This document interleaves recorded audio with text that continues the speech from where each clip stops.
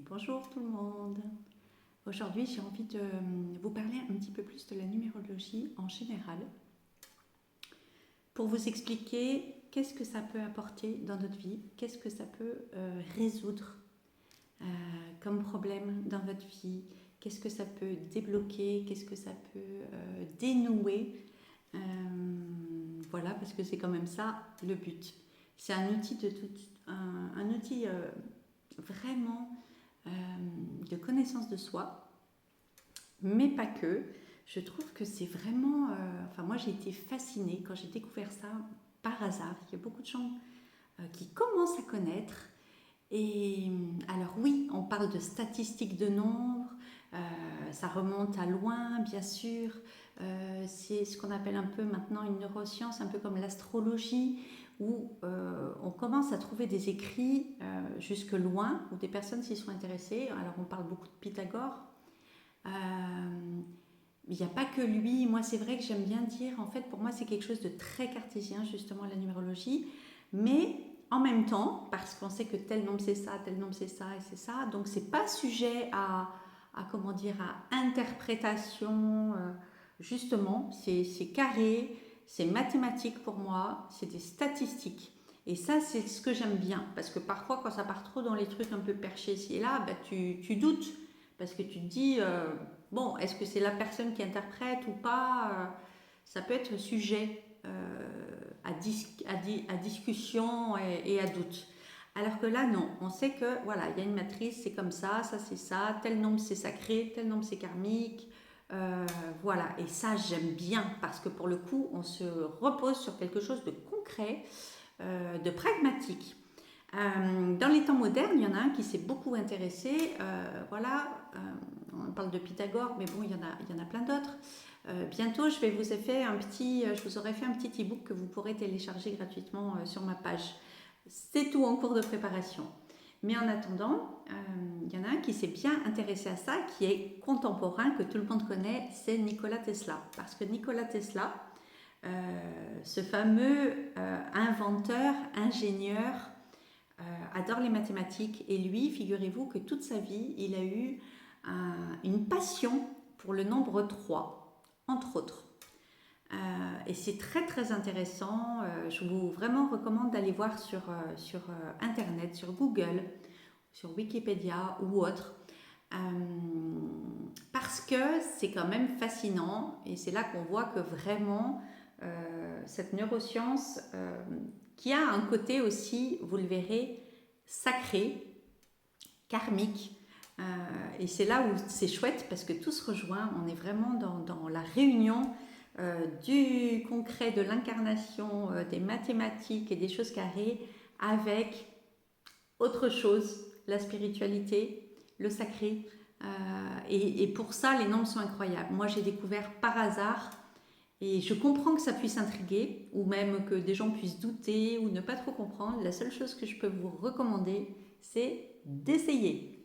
Vraiment, faites un test, soyez curieux parce que c'est déroutant à quel point ça peut correspondre et à quel point on peut découvrir des choses sur soi ou sur nos enfants ou sur nos familles, nos amoureux, etc. C'est fascinant.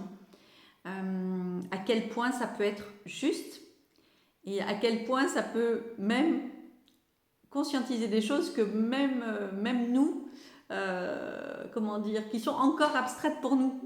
Voilà. Donc c'est dans ce sens que c'est intéressant. Mais pour en revenir à Nikola Tesla, donc il est passionné par le 3. Et d'ailleurs, il y en a un autre, je ne vais pas m'éparpiller. Je vais rester sur Nikola Tesla déjà pour vous dire, parce que moi j'ai 15 000 idées à la minute. Euh, il nous parle de son code, le code de la manifestation. Pour lui, c'est le 3, le 6 et le 9. Parce que ces nombres peuvent se multiplier, se réduire. Pour lui, c'est un code comme un code magique. Son 3, 6, 9, c'est le code magique de la manifestation. Et en numérologie, on en parle beaucoup. Alors, quand on a ces fameux 3, 6, 9 dans des suites, quand on sonne à ces numéros, ou ce 36 qui fait un 9, ou ce 63 qui fait un 9, eh bien, on sait que c'est là pour quelque chose et on parle beaucoup des fameux codes de Nikola Tesla et vraiment qui parlent de manifestation, d'intention concrète ici dans la matière, dans l'incarnation.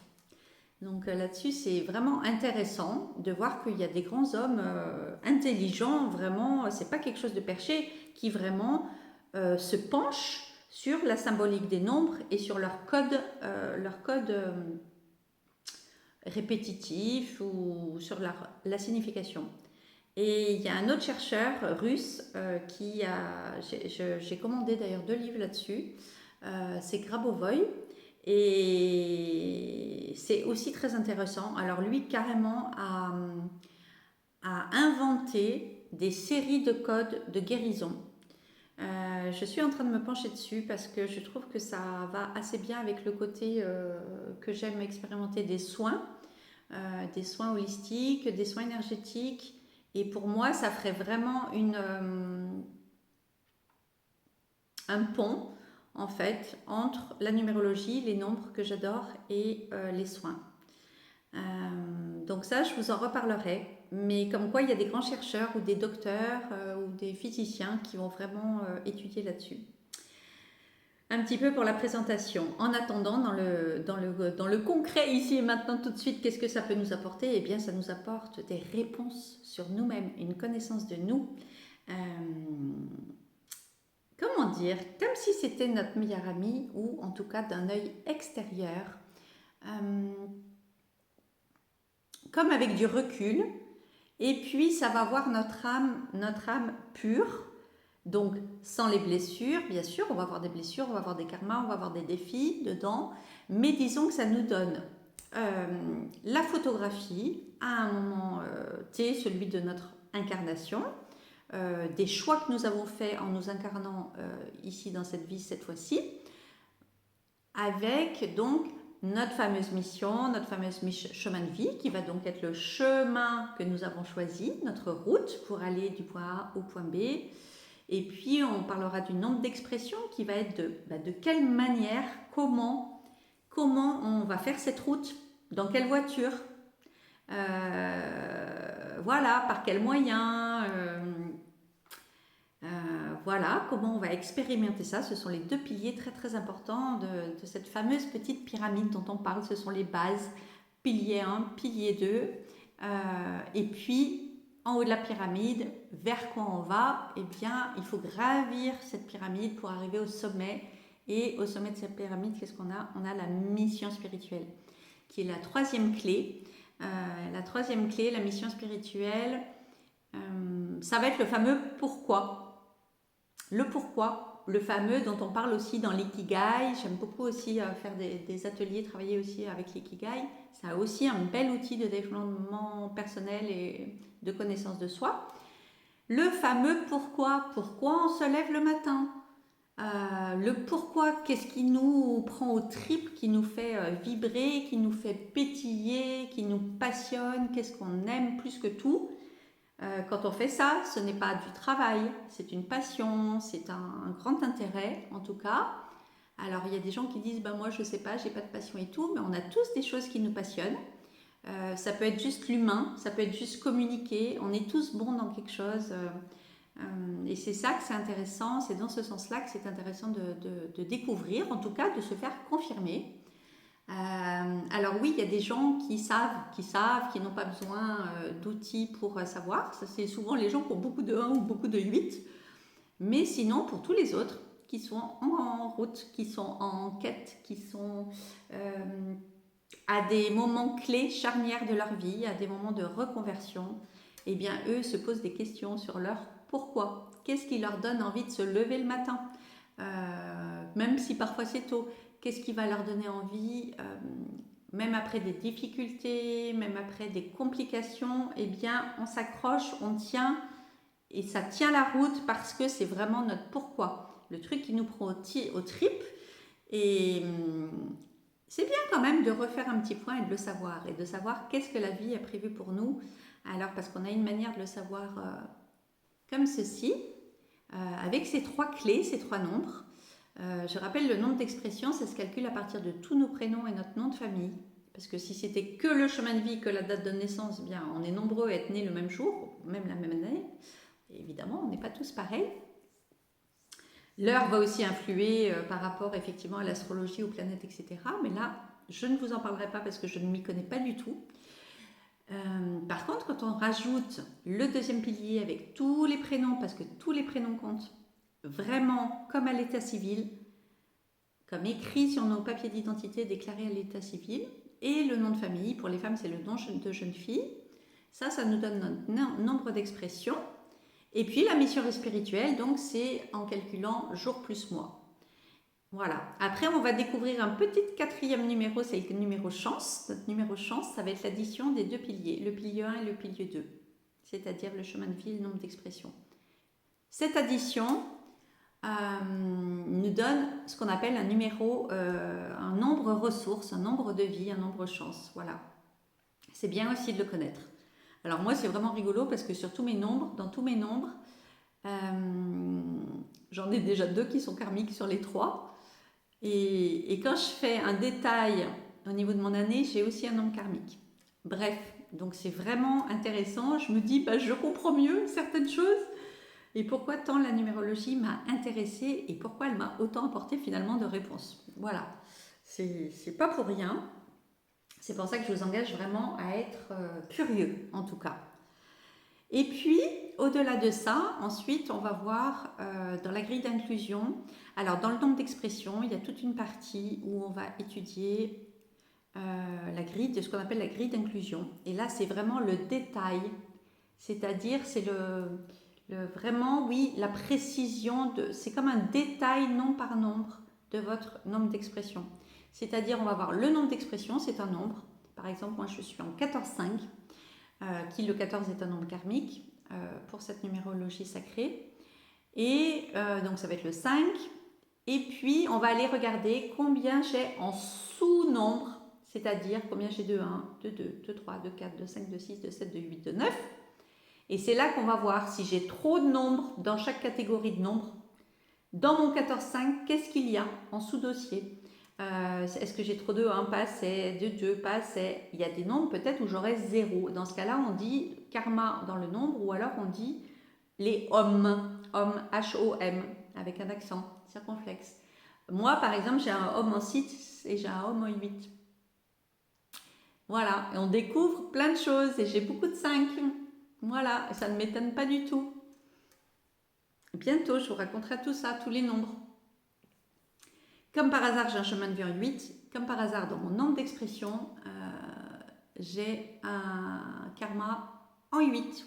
Voilà, donc c'est bien ma route, c'est bon bien mon chemin, sauf que je suis venue avec des bagages vides, avec 0 nombre en 8. Donc c'est vraiment ce que je suis venue expérimenter du côté un petit peu, de la dèche. Parce que le 8, c'est l'abondance. Le 8, c'est l'abondance et c'est la puissance, etc. Moi, je suis venue avec une sous-alimentation de ce nombre, en fait. Voilà. Je suis venue tout reconstruire par moi-même. Et je comprends beaucoup de choses par rapport à mon éducation, à ma vie, à mes parents, à ce que j'ai expérimenté dans la vie. Et le 6, je comprends beaucoup aussi, puisque c'est la famille. La famille, l'amour en général et la famille surtout. Et je comprends mieux aussi certaines choses de ma vie. Voilà. Mais ça rassure dans le sens où on se dit que c'est nous qui avons choisi notre heure de naissance, notre incarnation, notre famille, nos parents, notre papa, notre maman, etc. Et quel chemin, qu'est-ce qu'on est venu expérimenter? Moi, j'ai choisi ce chemin de vie 8. J'ai choisi de libérer beaucoup de choses parce que le 5, c'est l'indépendance, la liberté, les libérations. Entre autres, c'est l'humain aussi. Donc, je connais mon chemin, je sais ce que je suis venue travailler. Ma mission spirituelle, elle est en 7. Le 7, c'est celui qui réfléchit trop, le mental, la réflexion, le petit hamster dans la cage. Ça, c'est quand c'est mal vibré. Et puis quand c'est bien vibré, on switch. Et on switch sur la foi. Sur la foi, sur le sacré, justement. La foi en la vie, la foi en soi.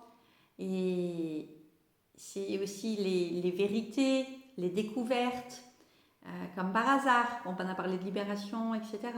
Et je vais voir avec mes nombres karmiques qu'il y avait beaucoup de transgénérationnels à libérer, beaucoup de choses à accueillir, à comprendre. Et le 7, c'est aussi justement les apprentissages. Le 7, il aime apprendre. Alors vous voyez pourquoi j'ai toujours des livres que j'aime apprendre, si, ça, si, ça. c'est l'apprentissage. Et puis, à un moment donné, on doit, avec une mission spirituelle en 7, justement, on doit retransmettre. En toute humilité, en toute bienveillance, ce qu'on a appris, on pense toujours qu'on ne sait pas assez, qu'on n'est pas assez expert, qu'on n'est pas assez peut-être capable ou digne ou ci ou là. Mais voilà, j'ai ressenti ce besoin au fur et à mesure que je me reconnecte avec mes nombres, effectivement, de partager ce que je sais. Je ne sais pas tout, je ne sais pas tout parfaitement. Je sais juste ce que je sais moi, de ma propre expérience. Voilà, c'est ça que je partage. Je ne suis pas docteur en biologie ou en neurosciences, enfin en quelque chose de vraiment d'extraordinaire. C'est pas grave, je partage mon expérience de vie parce qu'il y a plein d'autres personnes qui sont comme moi, il y a plein d'autres personnes à qui ça va parler. Voilà, et c'est ça le plus important. En 7, donc, à un moment donné, on aime bien partager, retransmettre. C'est le nombre un peu des enseignants, etc. Même si j'ai jamais trop aimé le côté un peu enseignant-prof classique. Parce que justement, ce qui est chouette avec cette numérologie, et c'est ça que je voulais vous dire aussi, c'est que c'est pas fait, c'est pas là pour mettre les gens dans des cases. Justement, on pourrait penser qu'on va enfermer les gens, les stigmatiser dans des nombres, à dire ah ben toi t'es un 1, toi t'es un 6, toi t'es un maître nombre, toi t'es ça. Eh bien non, pas du tout. Bien sûr, il y a des statistiques parce qu'il faut bien savoir de quoi on parle, il faut bien se référencer à des familles. Voilà, un peu comme quand on parle de famille d'âme. Bon ben là on va parler de famille de nombres. Ça, oui, mais absolument pas pour enfermer. D'ailleurs, d'où la difficulté d'étudier un thème. C'est pas si simple que ça. C'est pas juste je tel numéro. La plupart des gens ne se basent que sur leur chemin de vie. Déjà, c'est complètement faux. C'est un seul nombre sur les 3 clés. Il y a les 3 clés qui sont complètement à nourrir et à alimenter toute sa vie. Donc le chemin de vie, le nombre d'expression et le fameux haut de la paramètre, la mission spirituelle. Notre nombre ressources aussi est important. Ces 3 clés, ces 3 nombres sont vraiment à nourrir et à faire fonctionner entre eux, à comprendre les tenants et les aboutissants de chaque nombre par rapport aux autres, en fait, parce que sinon, ça n'a pas d'intérêt. Et puis, à un moment donné, on va aussi étudier les défis, qui sont d'autres nombres. On va avoir 2 défis dispatchés avant 45 ans et après 45 ans. Et puis, on va avoir un 3e défi qui va être un défi qu'on va garder toute la vie. Voilà, donc en tout, on a 3 défis. Et c'est intéressant de voir justement, qui sont encore à part des fameux hommes qu'on trouvait dans la grille d'inclusion, dont je vous ai parlé, comme mon petit karma, mon petit homme en 8. Donc c'est intéressant. Donc le but, ce n'est pas d'informer des gens, d'enfermer. Le but, au contraire, c'est de libérer. Le but, c'est de voir qu'est-ce qui est noué. Et une fois qu'on a vu qu'est-ce qui est noué, ça, moi, j'aime bien, parce que le but, c'est de trouver des solutions. Et du coup, sur quoi on s'appuie? On dit on va s'appuyer sur tous nos atouts, sur nos dons, nos talents. C'est nos fameuses bases, nos 2 bases de la pyramide, ce fameux chemin de vie, ce fameux nombre d'expressions, cette mission spirituelle, notre pourquoi. Eh bien, on va s'appuyer tout là-dessus pour, on va dire, ouais, ça c'est vraiment, pour moi, c'est mes compétences, c'est mes dons, c'est mes capacités, je peux m'appuyer vraiment dessus. Et là, c'est du concret. Donc, pour les gens, à un moment donné, peut-être comme moi, qui n'ont pas trop confiance en eux, qui se disent oui, mais qui se sentent jamais trop assez légitimes, parce qu'avec du 7, on veut toujours plus apprendre, on se sent jamais assez. Pour peu qu'on ait un petit peu à travailler sur cette vibration un peu du manque, de se remplir et de jamais être assez, d'un côté perfectionniste, d'un côté oui, qui va se sentir jugé si jamais on a eu aussi une blessure de rejet, etc. Et on va vouloir toujours plus, mais à un moment donné, non. Et là, ça va nous permettre concrètement de dire non, ça c'est vraiment mes capacités, je peux vraiment m'appuyer dessus, c'est dans mon thème de naissance. Donc je les ai. Et même si elles sont un petit peu sous-alimentées, eh bien, c'est là, c'est disponible, c'est présent. J'ai la capacité d'équilibrer un peu plus, puisque chaque nombre peut être sous-alimenté ou surexploité, surdimensionné. Voilà, en trop. C'est en trop ou en pas assez. Le but, évidemment, pour tous les nombres, c'est qu'il soit parfaitement équilibré. Voilà. C'est très difficile, bien sûr, mais on a toute la vie, voire d'autres vies pour ça. Donc, pas de pression. Il n'y a pas de pression, il n'y a pas de je dois, il n'y a pas de ah, j'ai ce nombre-là, je dois faire ça, et se mettre encore des injonctions, se mettre des objectifs et des jugements sur soi. Non, ce n'est pas du tout le but. Ni jugement, ni empressement, juste de l'accueil. Et puis, pas d'enfermement non plus dans les nombres.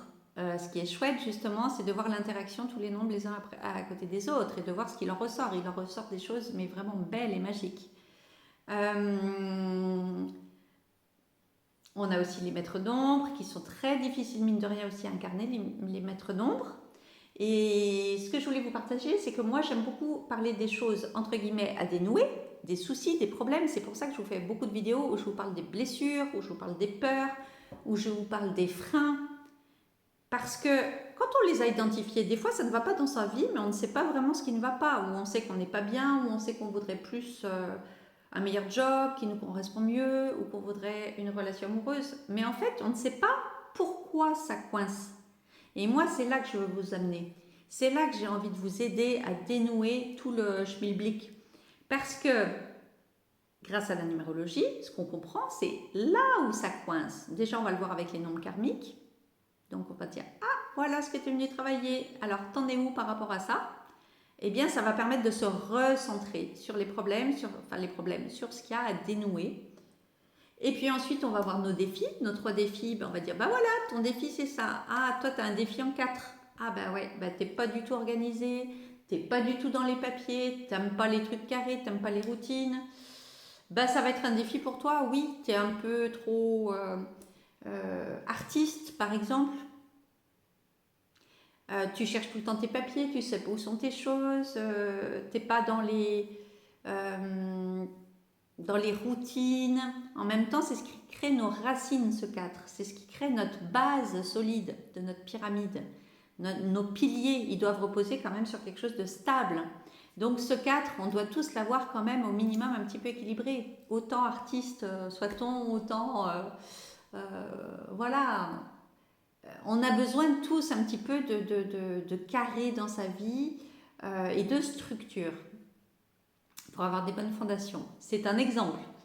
Mais eh bien, quand on voit qu'on a un nombre de défis en 4 et qu'on est un grand artiste ou voilà, qu'on n'est pas du tout quelqu'un qui aime avoir de la rigueur dans notre vie, dans nos papiers, dans notre agenda, dans notre organisation, nos événements, eh bien, ça va pêcher. On ne pourra pas se développer, on ne pourra pas parce que les bases, elles ne seront pas solides. Eh bien là, c'est concret, on va le voir, on va dire, bah oui, tu as un défi en 4, donc écoute, trouve des petites solutions pour t'organiser, pour te faire un agenda, Moi, je sais que j'ai beaucoup de 5 et c'est vrai que j'ai du mal parce que je suis multipassionnée et souvent, je ne vois pas l'heure passer. Parce que j'aime, vous voyez, je passe d'un truc à l'autre et je suis curieuse. Oh, je vais partir faire quelque chose dans mon bureau, puis je vais tomber sur un bouquin. Puis je vais dire, ah ouais, ce bouquin, tiens, la maison de thérapie. Ah, par exemple, ou ci ou là. Et les journées ne sont pas assez longues. Donc, des fois, il faut se recadrer. Voilà. Et savoir vraiment nos numéros de défi, ça permet quand même de se recadrer. Parce que on est incarné, mine de rien. Il y a cette notion quand même de temps dans cette vie. Il faut quand même avancer. On a des deadlines pour plein de choses. Et voilà, c'est comme ça. Mais de les connaître, eh bien, ça permet de se restructurer un petit peu mieux et en tout cas d'avoir confirmation et de savoir un petit peu plus où on en est. Voilà, alors ce n'est pas que se concentrer uniquement sur les points négatifs, pas du tout. C'est que je pense qu'il y a 2 modes de levier pour vous aider. De quelle manière je peux vous accompagner? Eh bien, justement avec ces 2 leviers, donc tout ce levier de ce qui coince, de ce qui est noué, de ce qui est les valises vides qu'il faut re-remplir, etc. Donc en travaillant sur les karmas, en travaillant sur les hommes, en travaillant sur les défis, sur les nombres aussi de la grille d'inclusion qui sont très faibles ou trop présents. Et le deuxième levier, parce que ça, il faut bien en avoir conscience, et puis il y a des choses à conscientiser, il y a des choses à libérer, il y a un travail souvent sur le transgénérationnel à faire, parce que je vous parle de lignée maternelle, paternelle, je vous parle vraiment de... Dans les nombres karmiques, il peut y avoir beaucoup de transgénérationnel aussi. On parle d'épigénétique, de ce qu'on hérite, de nos lignées. Mais l'autre levier, par contre, ce sont nos atouts. Et ça, on en parle aussi, parce que en psychothérapie aussi, on parle pas mal, et en psychologie, il y a il y a un peu deux écoles. Voilà, soit on va déconstruire les croyances limitantes, on va sur tout ce qui est négatif, et sur ce qui est déjà identifié, donc de défis, de peurs, de manque, de blessures, etc. Tout ce dont je vous ai parlé, soit on s'active ce levier-là, soit on active l'autre levier. Et moi, je suis partante pour activer les deux simultanément. On guérit certaines choses et on transcende et on empuissance, par contre, nos dons, nos capacités. Quand je parle de dons, il n'y a pas besoin de savoir jouer de la musique, du violon, ou de savoir, je ne sais pas moi, il n'y a pas besoin d'être astronaute, ou voilà, c'est nos dons tout simple, ce dans quoi on est doué facilement, les choses qui sont faciles pour nous. Voilà. Il y a des gens qui savent plus danser que d'autres, il y a des gens qui savent plus communiquer que d'autres, il y a des gens qui ont plus de mémoire que d'autres. Là, moi, je le vois en ce moment, j'ai des choses à apprendre. C'est pas facile pour moi. Ça, c'est pas du tout un don pour moi, quoi. L'apprentissage par cœur, c'est très compliqué. On a tous des dons et des sensibilités, des personnes plus intuitives, moins intuitives, même si je pense qu'on a tous quand même de l'intuition. On a des talents différents, voilà, des personnes vont être très structurées, très organisées, d'autres pas du tout. Certaines vont être très faciles pour ce qui est travaux manuels, dessin, peinture, etc. D'autres pas du tout. Par contre, ils vont être passionnés de philosophie, ils vont être passionnés de mathématiques ou peu importe, ingénieurs dans le côté technique des choses. Donc, on a tous des dons, ces capacités, ces talents. Eh bien, regardons-les de près, accueillons-les. Moi, ça m'a énormément aidé. C'est pour ça les personnes qui sont en reconversion, soit qui sont en burn-out aussi, ou qui à un moment donné veulent changer de voie, eh bien, ça va être une magnifique confirmation pour elles de cette croisée des chemins. Voilà. À un moment donné, on se dit, je vais vers où? Je vais vers là, je vais vers là, parce qu'on est tenté des fois par pas mal de choses, ou pas. On se dit, est-ce que je vais en être capable? Eh bien, figurez-vous que même les cabinets de recrutement se mettent à s'intéresser à la numérologie. Parce que un cabinet, une société, c'est du temps, c'est de l'argent de recruter quelqu'un.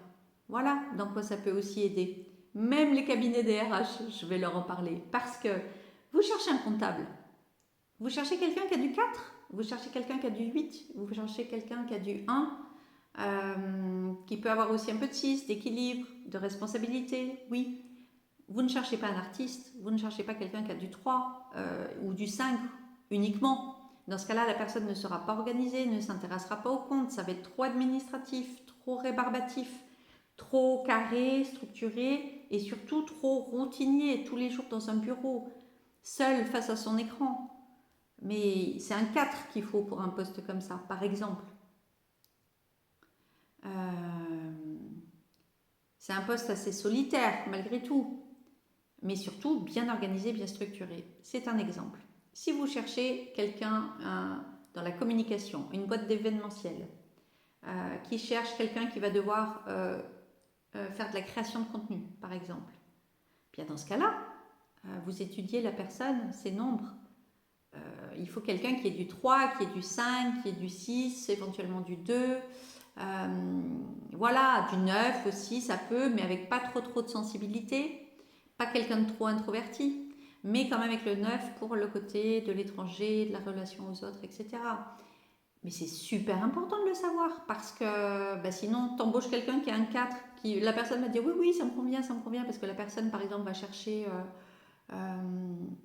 justement une stabilité, une structure. Elle va vouloir se caser dans un boulot pour avoir un CDI, pour ci, pour là. Mais en fin de compte, au niveau de ses talents et de ses atouts, elle va rien à pouvoir apporter. Elle n'aura rien à apporter à l'entreprise. Et l'entreprise ne va pas la nourrir non plus. Voilà, parce que ce sera pas les vibrations dans les vibrations de ses nombres, vraiment, de son essence même à elle. Voilà, pour vous expliquer un petit peu comment ça fonctionne. Donc même donc, la personne va à un moment donné va s'en aller, va laisser le job, et donc il va falloir à nouveau recruter quelqu'un et à nouveau former la personne. À chaque fois, c'est du temps, c'est des frais, c'est de la formation, etc. pour avoir une personne peut-être qui va partir au bout de 6 mois ou un an, quand elle aura trouvé quelque chose, finalement, elle va dire ah non, c'est pas fait pour moi.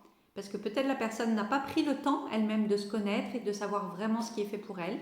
Peut-être qu'il y aura une urgence d'argent ou de besoin de se poser, de structure, mais pas le côté, disons, de vraiment de développement personnel et de savoir qu'est-ce qui est fait pour nous. Donc dans ce sens-là, je trouve ça vraiment super. En fait, il n'y a que des bons côtés, il y a tout à gagner, il n'y a rien à perdre, expérimenter. Oui, ça peut faire peur, on peut avoir peur de découvrir des mauvais côtés de soi, des choses à travailler. Donc je vois, il y a des gens qui peuvent avoir peur de ce qu'ils vont trouver, ils peuvent avoir peur de trouver des karmas ou des choses, ou de se dire j'ai pas envie de travailler sur moi pour l'instant, j'ai pas envie de savoir, des gens qui font l'autruche et puis beaucoup de gens qui préfèrent rester dans le mode victime en se disant ben moi non, voilà, je subis les choses, ça me permet de rester dans ma petite zone de confort et de ne pas me remettre en question. Mais c'est bien quand même de le savoir, c'est bien de le faire. De toute façon, chacun a son libre arbitre, c'est ça le troisième point très intéressant aussi, c'est que chacun a son libre arbitre de tout. On a beau avoir un super chemin de vie ou avoir des beaux nombres aussi ou là, chaque nombre peut être vibré, comme je vous ai dit, en négatif ou en positif. Et en fait, chacun a son libre arbitre aussi dans la vie, d'aller sur sa mission qu'on a choisie. On a choisi soi-même. Mais chacun est libre en fait. Ça n'a rien d'enfermant. Chacun est libre d'honorer, entre guillemets, ses nombres, sa personnalité, son choix d'incarnation ou pas. Des fois, on la cherche longtemps. Hein. Et puis des fois, il faut beaucoup expérimenter, justement parce que ça fait partie du chemin. Donc on peut passer toute une partie un petit peu de sa vie à être un petit peu comme à côté de sa mission ou de son chemin de vie, ou en tout cas voilà. Parce que ça faisait partie du chemin et que ça faisait partie de l'apprentissage en fait. Et pour pouvoir équilibrer et ensuite vibrer les choses à peu près tranquillement, eh bien, il faut avoir un peu guéri ses blessures, effectivement. Il faut avoir accueilli beaucoup de choses. Il faut avoir retrouvé ses capacités. Et c'est là-dedans que je trouve que c'est beau parce que ça peut quand même aider beaucoup de personnes. Voilà. En tout cas, moi, ça m'a beaucoup aidé. Il y a beaucoup de personnes à qui déjà j'ai fait des thèmes. Alors, plusieurs thérapeutes qui sont quand même assez ouverts à tout ça, mais pas que. Aussi d'autres personnes plus cartésiennes qui ont été quand même assez bluffées. Moi, je dis qu'on n'a rien à perdre et que c'est vraiment un très bel outil de connaissance de soi. Voilà. Donc, j'avais envie de vous réexpliquer, de vous faire un petit topo, un petit sommaire pour vraiment concrètement vous expliquer qu'est-ce que ça peut vous apporter, qu'est-ce que ça peut débloquer dans votre vie, en quoi ça peut vous rendre service, vous aider. Et voilà. Donc, si vous avez des questions, n'hésitez pas. Je fais des petits ateliers aussi en collectif pour faire découvrir aux personnes sur une journée. J'étudie votre thème, ça se rend sur Zoom ou en présentiel, ça dépend, avec un rendu écrit. Vous avez deux formules, la numérologie classique et la numérologie sacrée. J'ai eu plusieurs maîtres de formation dans plusieurs numérologies différentes et ça j'en parle aussi dans la bio ou dans les autres vidéos pour vous expliquer. Je vous fais un joli melting pot en fait de tout ce que j'ai appris justement. J'essaie de que ça vous aide pour retransmettre. Je suis super contente que ça puisse aider d'autres personnes. Parfois on a besoin de conscientiser les choses pour croire aussi en soi, pour se requinquer, et puis parfois on a besoin ensuite de les intégrer. Et je propose aussi du coaching ensuite à partir de votre numérologie parce que je me suis énormément j'ai énormément étudié la psychologie là depuis quelques années pour comprendre les autres, pour comprendre mes blessures, pour comprendre les relations. Donc je peux vous aider aussi parce que bien sûr tout est lié avec l'accueil de soi, avec l'enfance, avec nos blessures, pour péter la bulle comme on dit. Et puis je peux vous aiguiller aussi, soit en coaching, soit avec aussi d'autres thérapeutes que je peux vous conseiller parce que je ne suis pas experte en tout évidemment, hein, je peux vous accompagner par certaines choses, mais je connais plein d'autres thérapeutes qui sont aussi vraiment spécialisés dans d'autres choses. Et d'ailleurs, j'en partage beaucoup sous cette page. J'en partage souvent dans le texte sur la chaîne, le petit texte qu'on met dans la description. La dernière fois, avec le 8, je vous ai parlé de Manuela Perret, qui travaille sur le transgénérationnel, que j'adore, qui fait des soins collectifs, qui fait un atelier le 15 septembre. Avec Philippe Ferrer de la chaîne On ne demande pas d'y croire, et j'avais fait cet atelier déjà il y a 2 ans quand Philippe avait monté sa chaîne. J'avais découvert Manuela et vraiment je vous recommande plein de personnes en fait en fonction de vos besoins. Donc il y a énormément de partage, et puis moi je vous accompagne sur ce que je peux vous accompagner dans le sens où je rassemble, voilà, je rassemble tout ça. Et vous avez un interlocuteur pour plusieurs domaines, puisque ça touche à plusieurs domaines. Voilà, allez, je ne fais pas plus long, je vous embrasse. Si vous avez des questions, n'hésitez pas. Je vous dis à tout bientôt. Et comme d'habitude, bisous du cœur. Bye bye.